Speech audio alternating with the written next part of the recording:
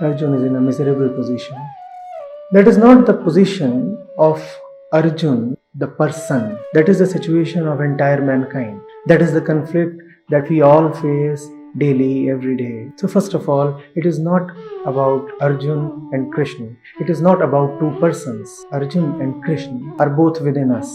Krishna is not standing in front of Arjun. Krishna is the heart of Arjun. And the next one is from Anup Tiwari. He says, Sadar Charan Sparsh Acharya Ji, verse 182 of Vivekachudamani. With single pointed devotion to liberation, one who roots out attachments for sense objects, renounces all actions and with faith in truth, constantly hears within brackets the truth, etc., succeeds in purging the rajasic nature of the mind. So he questions, please say it loud for all your devotees on this path on how to purge the rajasic nature of mind, besides as mentioned in this verse. As far as constantly hearing about the truth, that happens without effort on this journey. There is a constant pull from inside, and nothing seems more interesting than listening from the Buddha Purush.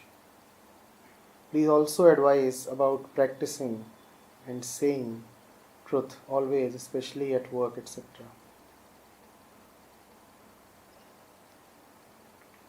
Purging the rajasic nature of mind. The rajasic tendency of the mind.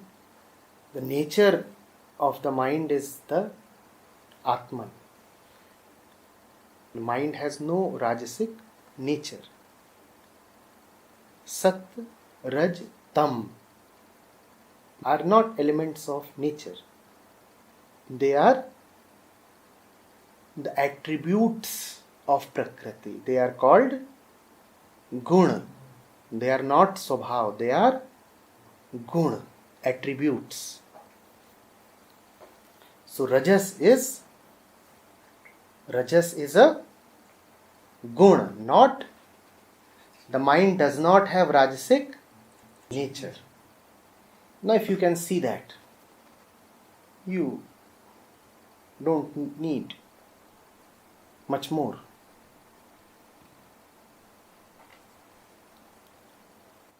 The mind is busy doing something that is not its nature. So the mind is feeling unnatural, asahaj. If you do something that is not natural, then how do you feel? How do you feel? Try walking on your head. How do you feel? I know it's a very distant example. Walking on the head or walking on two legs, none of them represents nature. But still,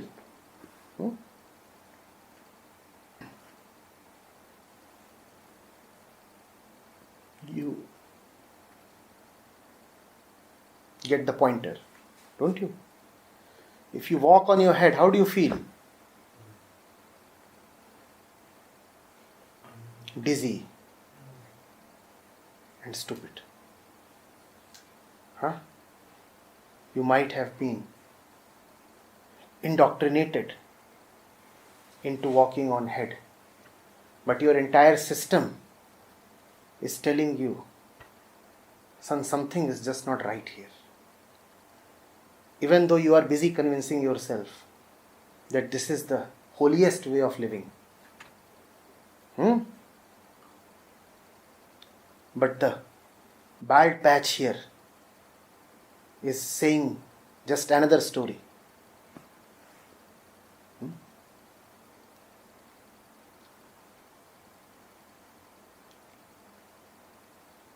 The mind is disturbed. The mind is just not sahaj. The mind is uneasy. Sahaj means at ease. Sahaj means at ease. The mind is uneasy. Mind is. When something is uneasy, it pops up. When something is uneasy, it becomes available to experience.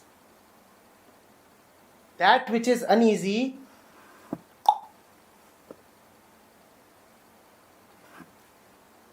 pops up.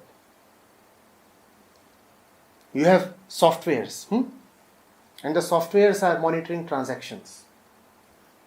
And there are 1 million transactions a day, let's say.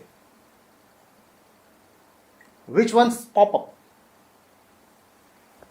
Which ones pop up? The fraudulent transactions. The false transactions. That's what the software is for. To filter the fraud transactions, quickly detect them and flag them. And the process owner immediately gets an email or a reminder in some form. Something's wrong somewhere. And all the right transactions, all the sahaj transactions, they smoothly they make their way out. They are not called into experience. They are not flagged. They don't show up. What shows up? The fraudulent ones. The not right ones. The asahaj ones. That's with the mind. That's with especially the rajasic mind. A lot keeps showing up in the mind. What keeps showing up? Feelings, stuff, anger, hatred, jealousy. Everything is flagged. Nothing is sahaj. Everything is flagged. The boss calls a meeting. And immediately the inner insecurity pops up. What if I am singled out and disgraced in the meeting? What if the meeting decides that my work is not up to the mark? Pop. And you experience that, right? Don't you? That's what you experience. That which is right is not experienced. That which is right just passes below the radar. It does not blip. It does not cause an alarm. But look at your mind. It is always alarmed. And things are popping up. The meeting is both a threat and an opportunity. Depends on what you take yourself to be. Depends on how you perceive yourself to be situated. Oh, the boss has called a meeting. Surely he is going to announce my promotion. Wow. Something has popped up. It's never just a meeting. It's always a flagged meeting. It's never a glance. It always has a meaning.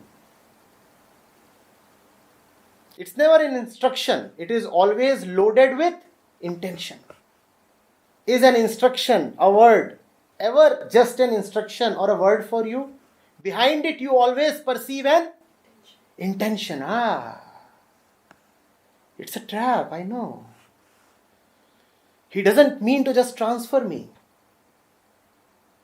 He means to play with my career and destroy me.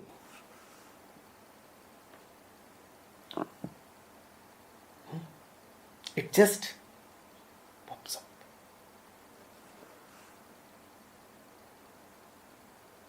That's how one purges the rajasic mind, by seeing what all keeps popping up.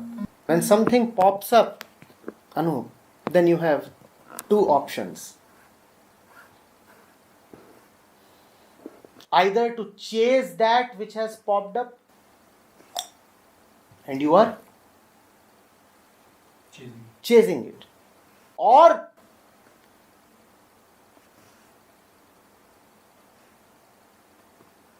watch that which has popped up. A balloon, a hot air balloon goes up the sky. You can either run behind it, chase it, or you can watch it. What's certain is that your chase is futile. But still, given what you are, you want to chase. You very well know that gas balloons can't be chased down. But you still want to chase them. The wise one simply watches. That's how you purge the mind of its rajasic tendencies. What is rajas? To want something and not know what you want, and therefore run helter-skelter.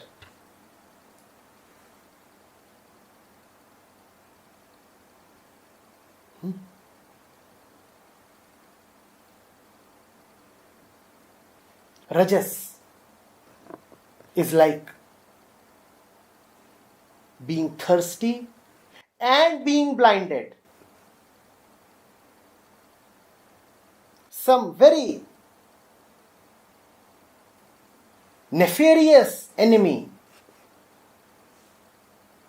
has brought you to this condition. He has made you thirsty, and equally he has blinded you. Now you want water, but you don't know where water is. So how are you running? In a random, haphazard way. You are just running. Obviously you cannot stand still. That's about the rajasic mind. It can't stand still. It runs, but it runs blindly. It cannot stand still because it is thirsty. And it cannot run rightly because it is blind. Some very cunning and cruel enemy has done this to you. That's rajas. To run about blindly.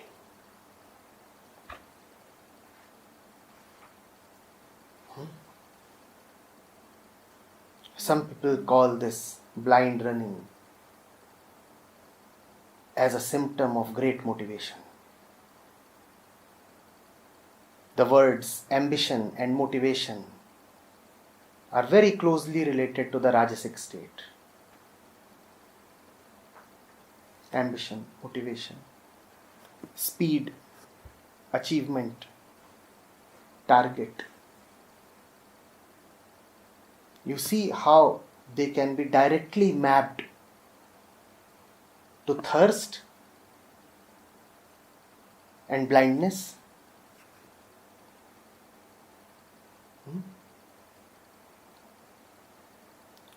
Watch your insecurities. Watch your desires. See how you are committed to chasing. See how it is difficult for you to just drop. See how others are able to control you by politely threatening you.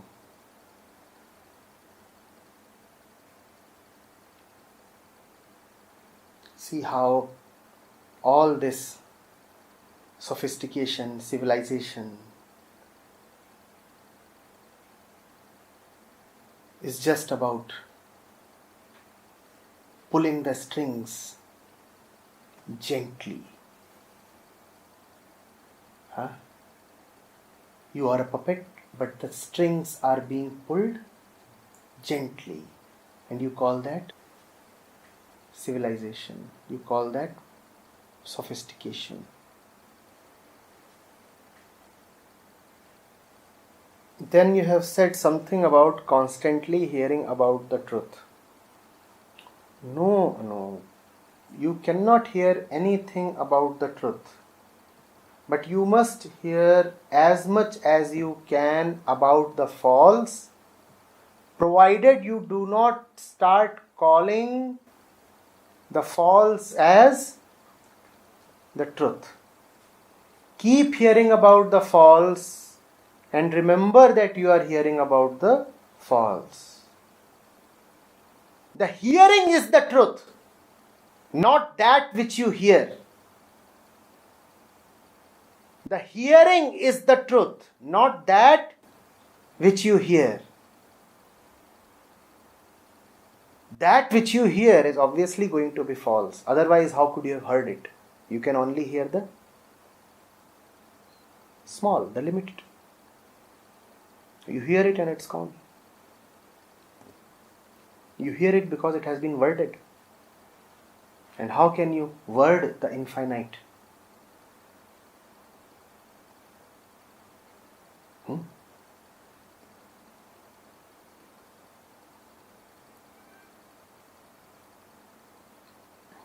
Please advise about practicing and saying truth always, especially at work, etc. Just know the false as false. You cannot practice the truth. The truth is not a routine, not an algorithm, not a skill.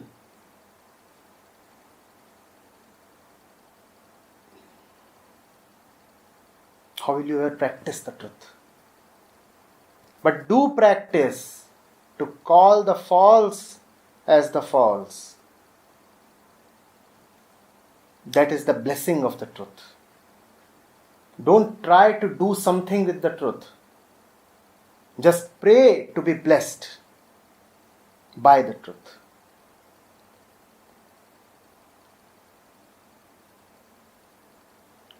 Truth is not a car that you will practice driving. Truth is not a skill that you will hone and be deft at.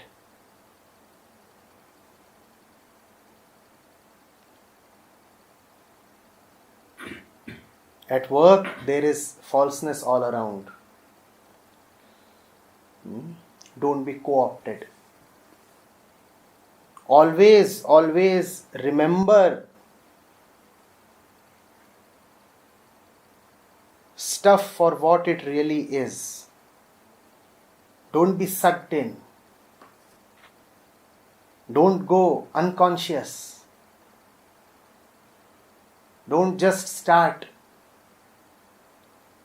laughing with the crowd or wailing or yelping with the crowd. The crowd is one-dimensional and monotonous, and that's the dimension of the false.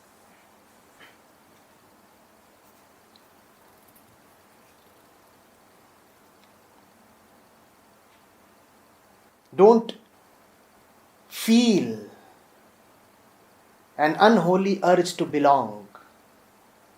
It's a very strong urge, and it's the undoing of so many. You cannot afford to feel like an alien or a stranger. There is a gathering.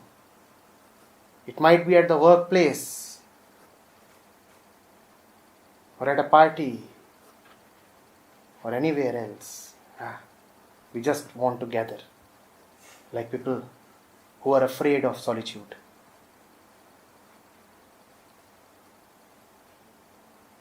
And when you are in that gathering, it requires guts to not to belong. In fact, if you want to test your mettle, that's the place. And that's the occasion. Test yourself. Can you be there and yet not belong? But you start belonging, don't you? Anu, please test yourself. Right now, as you speak to me, obviously you are a different man. In some sense, you belong to the truth, you belong to Adi Shankaracharya. You even belong to me. But what happens when you are in the middle of your corporate gatherings?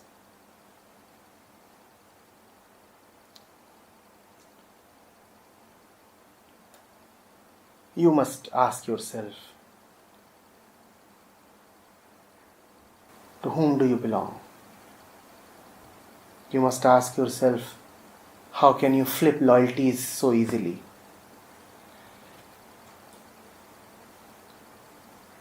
You must ask yourself, does a man have a heart?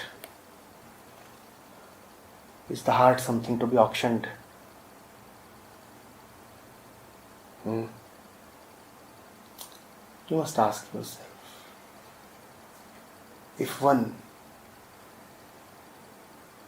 is here just to sell himself, why must one live at all?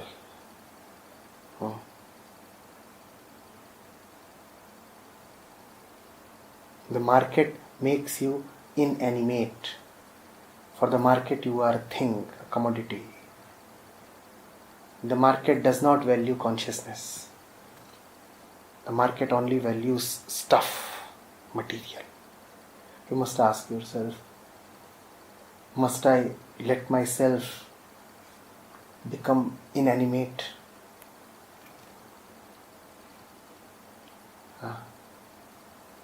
You must have seen animals being carried for slaughter. Are they being treated as conscious beings? In the mornings, there are these delivery vehicles and they are carrying birds, chicken, roosters in extremely small cages.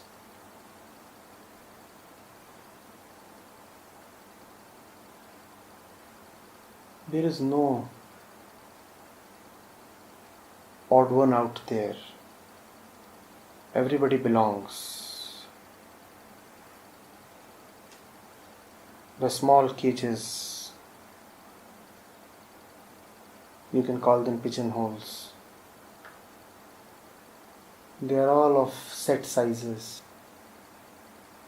and all the birds look just the same, and all the birds have just the same fate.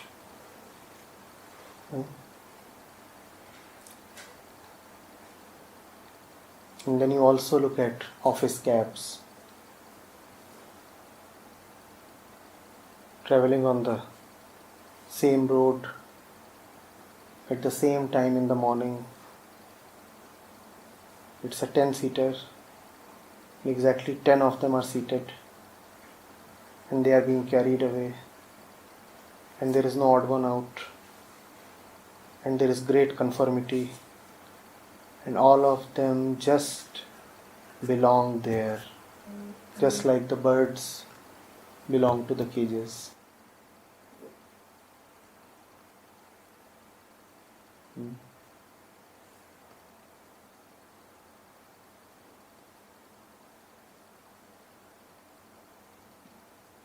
Call the bluff. If you want to be intimate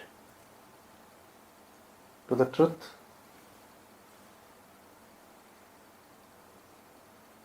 call the bluff. Call the false as false.